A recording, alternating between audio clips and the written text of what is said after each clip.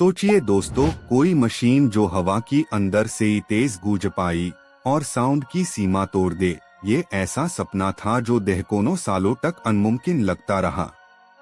आप जानते हैं, जब कोई ऑब्जेक्ट हवा की अंदर से ही साउंड से ही तेज गुजरता है तो हवा स्वयं एक दीवार जैसा बिहेव करती है, जिससे हम कहते ही हैं साउंड बैरियर। इस बैरियर को तोड़ना सिर्फ स्पीड का खेल नहीं, बल्कि एक महान इंजीनियरिंग चैलेंज था, जिसके लिए दुनिया भर की साइंटिस्ट मेहनत कर रहे थे। सेकेंड वर्ल्ड वॉर की दौरान जब फाइटर जेट्स और रॉकेट्स बद्ध रहे थे, इंजीनियर्स ने सोचा, क्या ह्यूमन फ्लाइट कभी मैक 1 से आगे जा सकती है।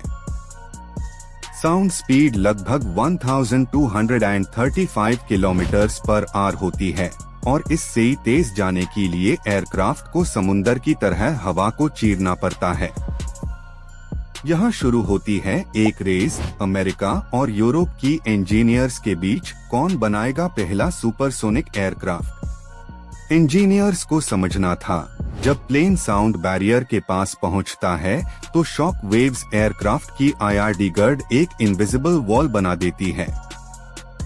इन शॉक वेव्स से ड्रैग बहुत बढ़ जाता है और कंट्रोल सिस्टम लगभग फेल हो जाता है, जैसे प्लेन हवा में हिलकर टूट जाए।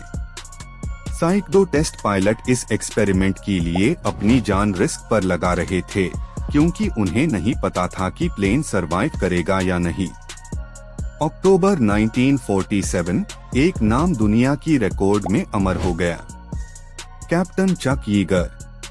उन लोगों के लिए ये मोमेंट एक क्रांति था। बेल एक्स एक रॉकेट पावर्ड एयरक्राफ्ट उस दिन स्काई को चीर गया और साउंड बैरियर तोड़ दिया। ह्यूमैनिटी ने एक नई स्पीड लिमिट लिखी। यीगर की कॉकपिट में प्रेशर और टर्बुलेंस ऐसी थी जैसे हवा स्वयं प्लेन को रोक रही हो, पर उनकी हिम्मत ने इस बढ़ा को मिटा दिया। इंजीनियर्स ने समझा, सुपरसोनिक स्पीड पे एयर फ्लो का बिहेवियर बदल जाता है। हवा कंप्रेस्ड होती है और टेम्परेचर बढ़ जाता है। इस प्रॉब्लम को सॉल्व करने के लिए नई एलॉयज और हीट रेजिस्टेंट मटेरियल्स डिजाइन किए गए, जिससे प्लेन पिघले नहीं। नोज कोन और विंग शेप पर एक्सपेरिमेंट हुए। एरोडायनामिक्स के प्रिंसिपल को लिमिट तक टेस्ट किया गया। शॉक वेव को कंट्रोल करने के लिए इंजीनियर्स ने स्वेप्ट विंग्स का कॉन्सेप्ट बनाया, जिससे एयर रेजिस्टेंस कम हुआ।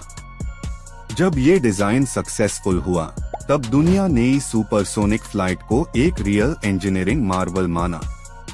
अब बात रही स्पीड से ज्यादा स्टेबल डिजाइन की, जहां कंट्रोल सरफेसेस सुपरसोनिक प्रेशर में भी काम करें। कंप्यूटेशनल मॉडल्स और वाइंड टनल टेस्टिंग ने ही इंजीनियर्स को एयर फ्लो समझने में मदद दी, बिना रिस्क की। फिर आई 1960s की दौर, जब सिविल एविएशन के लिए सुपरसोनिक सपना देखा गया। कॉनकोर्ड जैसा एयरक्राफ्ट बना। कॉनकोर्ड ने कमर्शियल फ्लाइट को सुपरसोनिक बना दिया। 3 घंटे में लंदन से न्यूयॉर्क पहुंच जाना सपना नहीं रहा। लेकिन सुपरसोनिक फ्लाइट की कॉस्ट और सोनिक बूम ने वर्ल्ड को सोचने पर मजबूर किया, क्या ये सस्टेनेबल है। सोनिक बूम, जब प्लेन साउंड बैरियर तोड़ता है तो एक तेज धमाका होता है जो जमीन तक महसूस होता है। अर्बन एरियाज के ऊपर सुपरसोनिक फ्लाइट को रोक दिया गया, क्योंकि ये नॉइज डिसरप्शन का कारण बनता था। आज फिर से नए इंजीनियर्स सुपरसोनिक और इवन हाइपरसोनिक फ्लाइट के लिए काम कर रहे हैं, एडवांस्ड डिजाइन और एआई के साथ। मटेरियल साइंस और कंप्यूटर सिमुलेशन की युग में ड्रैग और हीट प्रॉब्लम्स पर फिर रिसर्च हो रही है। नासा और बोइंग जैसे ऑर्गेनाइजेशंस नए प्रोटोटाइप डेवलप कर रहे हैं, जिससे सोनिक बूम कम हो और एफिशिएंसी बढ़ जाए। इंजीनियर्स का अल्टीमेट गोल ये है कि आप एक दिन सुपरसोनिक एयरलाइनर में बिना शोर की ट्रैवल कर सके। जब आप सुनेंगे मैक 2 रीच्ड सक्सेसफुली, इसका मतलब है साउंड स्पीड की डबल पर इंसान उड़ा। सुपरसोनिक फ्लाइट सिर्फ साइंस नहीं, ह्यूमन करेज और इमेजिनेशन का संगम है। आप सोचिए, हर बार जब एक जेट स्काई की पार गूंजता है, वो एक इंजीनियर की विजन की साथ उड़ा होता है। सुपरसोनिक का मतलब है हवा की दायरे से आगे बढ़ना, नेचर के रूल को इंजीनियरिंग से ही चुनौती देना। ये कहानी है जहां इम्पॉसिबल शब्द का मतलब ही बदल गया, क्योंकि इंसान नई साउंड से तेज उड़ने का सपना पूरा किया। आज भी सुपरसोनिक फ्लाइट ह्यूमी याद दिलाती है कि इंजीनियरिंग सिर्फ मेटल और फ्यूल नहीं, बल्कि सोच और हौसले का संगम है। तो दोस्तों, जब भी आप एक सोनिक बूम सुने या एक जेट स्काई को चीरते हुए देखे, याद रखिए इस रफ्तार की पीछे एक पूरा सेंचुरी का जुनून है। सुपरसोनिक फ्लाइट एक आवाज से तेज सपना, जो आज भी इंसान की सपनों को आसमान तक ले जा रहा है।